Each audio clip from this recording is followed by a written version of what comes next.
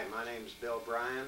I was a flight crew member in VP-45 from 1962 to 1964. I would like to be able to make it to the reunion that's being held in Pensacola in, I believe, October of this year, 1990, but unfortunately I'm not going to be able to do that. I did manage to dig up some old 8mm film that I had taken during the time frame 1962 to 64, and I have transferred that over to videotape. However, I'd like you to bear in mind that the 8mm movies, when taken in 62 to 64, were taken with a wind-up Kodak camera that had manual lens aperture settings on it. The quality at that time was not very good. After moving around the past 26 years all over the world, mildew got into the film and the quality is even less. I apologize for that, but at least I did transfer, or was able to capture some memories on there. Whatever quality turned out is what I got, but I hope you enjoy it.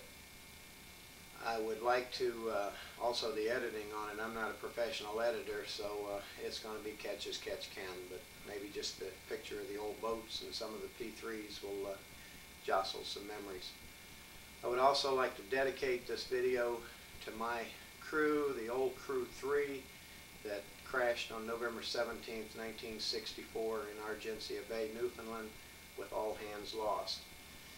For those of you whose these names might ring a bell, that crew was Lieutenant J.G. John Stacy, Lieutenant J.G. Thomas McVady, Lieutenant Earl Scott Slorence, Robert J. Boone, Aviation Machinist Mate 2nd, Roy P. Holmes, Aviation Ordnanceman 3rd, Chelso Gonzalez Sr., Aviation Electronics Technician 3rd, Lawrence E. Waite, Aviation Structural Mechanic 1st, James O. Musselwhite, Aviation Electricians Mate 3rd, and Lee F. Mariano, Aviation ASW Technician 3rd.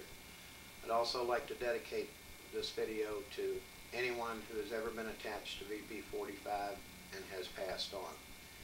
Again, I hope you enjoyed the video and have a good time at the reunion.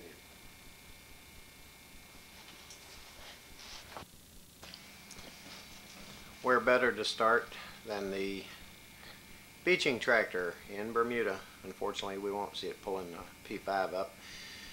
And somebody just cruising in a great sound in Bermuda.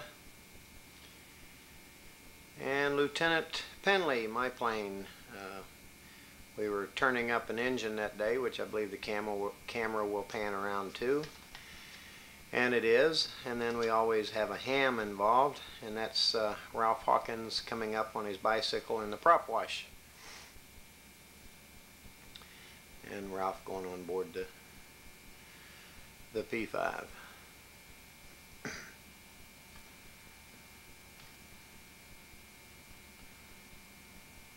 And a crash boat, which was nice to have there, but we certainly never wanted to use, and a day sailor or somebody sailing in the Great Sound, and one of our planes coming in for a landing. Unfortunately, it was a little far away, and the wind-up Kodak camera I was using, this was the best we could do. Still brings back memories.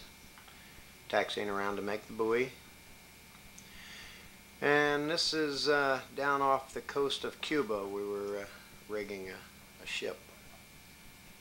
You can tell the skyline, the mountains, it's not Bermuda, that's the Cuban coast. And this is two carriers, or one of the carriers that were in Gitmo Bay. I believe during that time frame it was either the Essex or the Intrepid. And of course the barracks was right at the end of the runway at, what was it called, Land's End? Not Land's End, but anyway, you'll see this DC-6 or 7 go right over the barracks. Nice place to live, huh? And a Hercules doing the same thing. And what is that, an ace? I'm not sure what that is. And that's a dropped camera. This is a storm that was moving through Guantanamo Bay this day. This was on the first Cuban deployment, which was in February of '63, I believe. And that's either the Essex or the Intrepid there, and harbor tug. And you can see the gray outline of the rain moving across the harbor. A JADO takeoff. It'll become more evident, or the aircraft will, when it gets up into the lighted part of the sunrise, but I always like this picture, even though the quality's not the greatest in the world. And right back by the door, you'll see the JADO bottle flickering its last little tongues of flame. It had already expended its 1,000 pounds of thrust to get us off.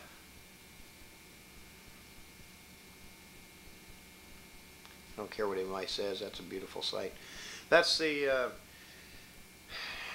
patrol craft in Gitmo Bay on one sunrise morning, and that's my ordnanceman, Ralph Hawkins, observing the sunrise. He's a bit of a ham. Good old Ralph. We called him a cherub because of his baby face. He was from Poughkeepsie, New York. Another P5 taken off out of Gitmo Bay.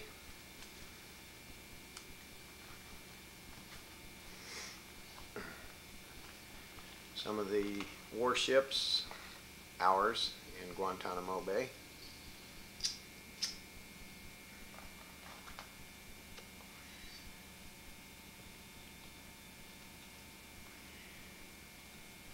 And this, I believe, is big enough to be a cruiser. I don't recall which one. Was it Newport News that was down there about then, or what? But one of two cruisers in the bay, and that's DD. Right off the seaplane ramp.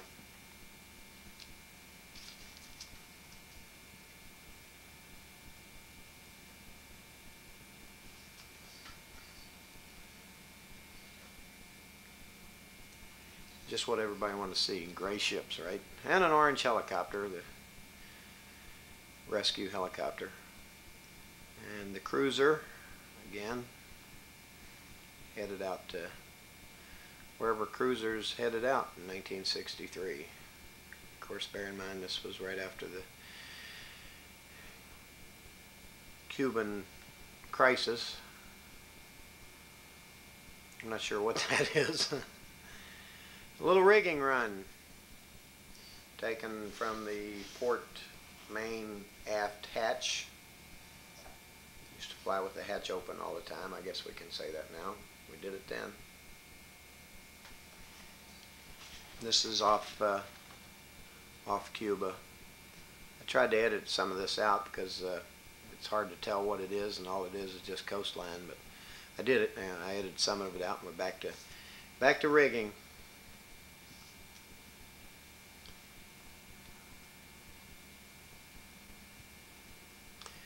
And that's the high-speed patrol craft in Gitmo Bay again. That thing really used to zip through there all times of day and night. Just move right on. A little faster than the boat that we rented from Special Services, and that's the Essex or the Intrepid.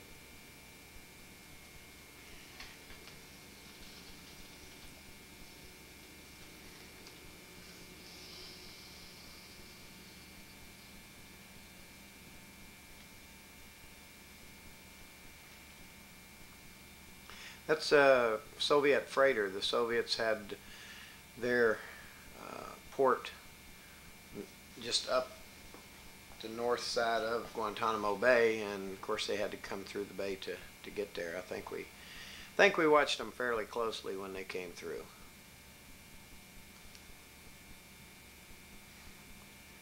And one of the islands down in the Caribbean, I couldn't begin to tell you which one it was. I just took a picture this day because of the sandy beaches and reefs, and it just was aesthetically pleasing to the eye.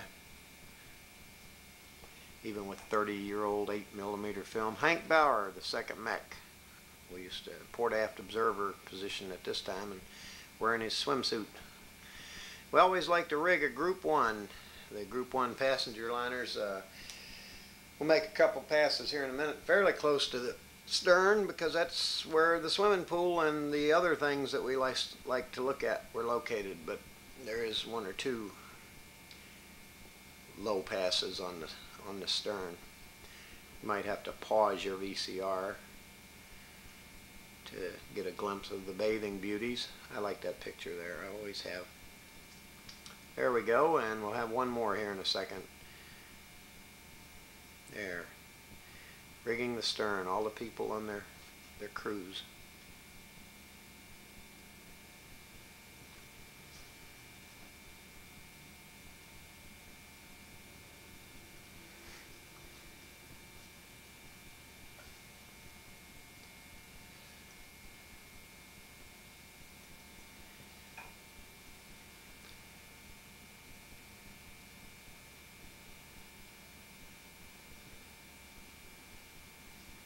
These are Soviet trawlers that we had to keep an eye on, and Soviet destroyer. Little low-level rigging of the trawlers.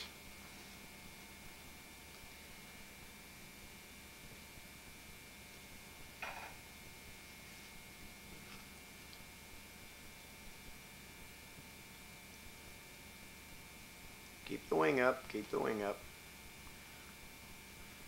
And of course we had to rig the mothership too. It's Ralph Hawkins. We were waiting to have the beaching gear brought out to us. He was on the nose by the buoy, and that's Jerry McComb and Frank Humphrey there, old balding Frank Humphrey. They were waiting for the beaching gear, and this was after we got pulled up the ramp. Crew lounging around. Merrill, of course, with his famous finger, and this is not so world famous self-portrait. I think I've got a few more gray hairs since then, and the crew walking towards the nose dock and the barracks area over to the left. This is the landing in the Doppler dome, and it's not very good. It wasn't very good then. The landing was good, but I mean the video of it because of all the salt spray. But shortly you'll see the rooster tail emerge as we slow down, but made for interesting. I used to like to make landings back there in the Doppler dome. Sunrise in Gitmo Bay. Always wanted to take a single frame out of here and have it mounted. And this is Ralph Hawkins. This is under the hull of one of our boat. We had just come back in, and he says, "Aha, he's spotted." And he tells the crew, "Look." And the crew gives their world famous gestures and moseys off into the sunset. Way to go, Ralph.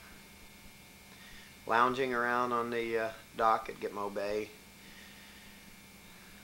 and the ferry that went across to whatever the name of it was, and one of our planes returning from patrol.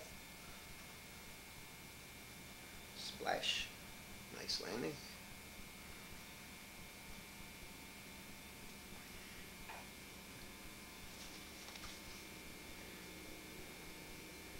Looks like we have a little collision course here between the P5 and the little ferry, but we don't. So the pilot decides to turn around. I don't recall who this was, but he decides to turn around, and he doesn't